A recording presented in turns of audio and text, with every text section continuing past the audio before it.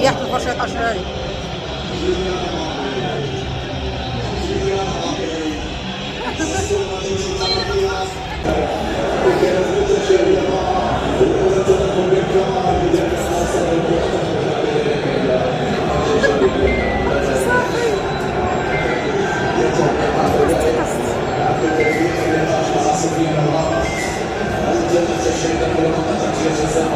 السلام عليكم مشاهدين. بغيت نشرح لكم هنايا جينا انا وبنتي والصديقه ديالها، جينا لواحد ريستورون كاين الفوق وكاين لتحت خلاص كافي، وحتى الباب اللي كطلعي ليها الفوق صراحه بوحده ومحترمه وعائليه وما كتيكميوش فيها لا والو.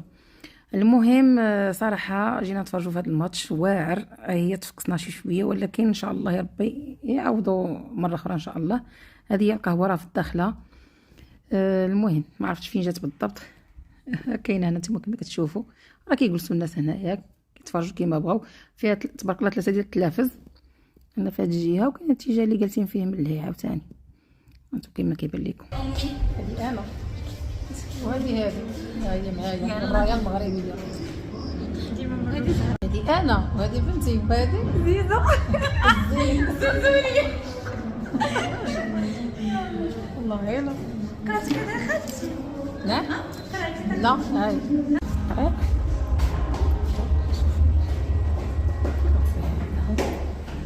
يلا ما تزعموش التليفون باقي حتى ياك. المهم هذه هي الطريق.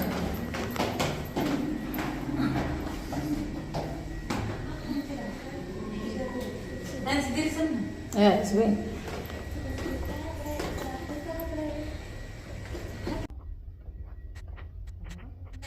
صراحه حاجه رائعه وزوينه.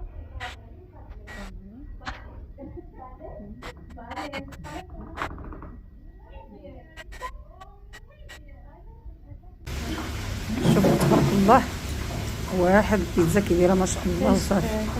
السندويش ديال الكلامه. شوفي لي شحال تبارك الله عامره ما شاء الله غزاله ما شاء الله. وهنا فاش سالا الماتش خرجنا تعشينا بثلاثه بينا عاوتاني ومشينا شفنا واحد الساحه. دابا نصيفط لكم الفيديو فاش كيتفرجوا عاوتاني الناس، غير هي كتفرجي واقفه. سلامه الى فيديو اخر ان شاء الله.